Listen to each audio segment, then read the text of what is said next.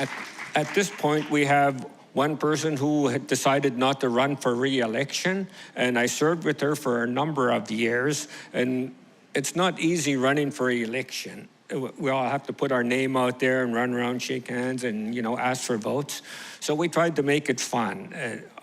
It's Jennifer Fate, and so we'd go and we'd always race and get Georgiana a cup of coffee once every 3 years, and vote for me, cuz, and Georgiana loved it. But without further ado, I'd like to have Jennifer Fate say a few words, and she served all of you for almost probably 20 years or over, and let's give her the courtesy of saying a few words.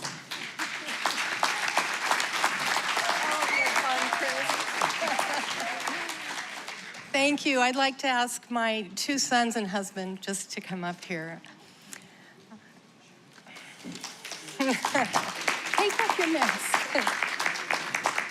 I want to say congratulations first to all the new board members, to our re-elected board members, and also our new board member, Audrey George.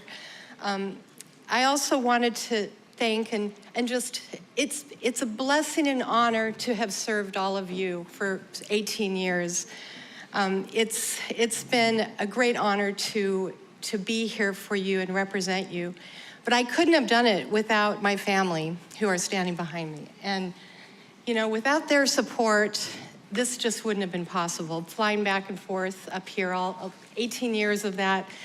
And my other son, Theo, is serving for the U.S. Marines. He's right now, yeah. And we're really proud of him. It's hard being a mom of a kid in this day and age with what's going on in the world out there. And so we all support him, and we're all there for him. I wanted to thank you also for helping me raise my kids. We talked about Doyon and our mission for the last 18 years at the dinner table. And, it's been a big part of their lives. And so, going home after all these meetings, we would sit there and we'd talk about our challenges and what we face and all the issues. And so that's been a gift to our family, and it's brought them into the future of our company and a mission of our people. I also want to thank all the elders here today, and my aunties are here, Auntie Lily Evans, and my cousins and my sister cousins are here, and my sisters, Janine Avner and Julie Sullivan. Thank you for always having my back and for always being there for me and for so many other people as well. Dorothy Shockley, Marjorie Mary, my sister cousins, Sally, Joanna, you're here. Anyway, I just wanted to thank all of you. I wanted to talk today a little bit about what our elders taught us, and these elders are not here anymore. And I feel really blessed that I got to know some of these people who were here even before contact. I'll never forget my great aunt Jenny Pitka. She was born in the 1880s. Can you believe it? 1880s. She died at 102 in the 1970s. And I spent a lot of time with her. She was there before they had cast iron pans. Can you believe it? And she was always telling us how to keep one foot deeply grounded in our subsistence traditions, but also have one foot reaching into the future, reaching into the modern world.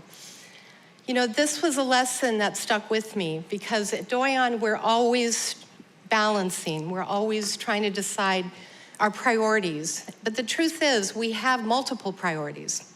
And so as my mom taught us when she was lobbying for ANCSA and doing all the work she did, Mary Jane Fate, finesse is a big part of what we have to do. That's how we're able to balance. Things are not black and white, and we're always trying to figure out how to move forward with these kinds of issues. Doyon has been doing resource development and tourism and utilities for a long time, and we've benefited from that. We've created jobs. We've paid out like $40 million in scholarships through the Doyon Foundation, and this has moved our people out of poverty. In 1971, before ANCSA, we had 62% unemployment, and we had over 40% poverty levels. And today, you know, a lot more of our people are educated, our poverty levels are down. They're not great, they're not perfect, but they're way below that. They're more than half that. So, you know, just as we move forward into the future, you know, I'm remembering what our ancestors went through. My great-grandmother Udadala walked from Allakaket during the famine, where she was from, all the way to Rampart at age 12. She went through so much hardship as a little girl wearing moccasins, going over the Ray Mountains to get to Rampart alone. You know, the hardship she went through to survive, it was incredible. My grandma Sitsu, Sally Woods Hudson, she also taught me so many things. When I went through, she put me through a female rite of passage when I was a little, you know, 12 years old, 13 years old. And she taught me the value of honoring our mind, body, and spirit, and how that is so important for being a whole person and moving into the future. So why I'm saying all this is because we do have to balance everything. And we balance resource development, but we also balance protecting our land, which is why we are the people we are. And that is a crucial value system that we hold, that we can finesse our way and we can find the ways forward while honoring our responsibility to our land and our responsibility to our people, but also our responsibility to moving into the future through education, through job opportunities, for all of these opportunities that come. We don't know what they're gonna be, but they're gonna be out there. And so it's that balancing act that I wanted to leave with you today. It's a challenge, it's not easy. And this board's done an incredible job at trying to balance that. And Aaron and our senior management team, I'm so grateful to them. My mom used to call it walking a tightrope. You know, you can't slip up on one way or the other, because without both, you know, we don't have that position that we have today.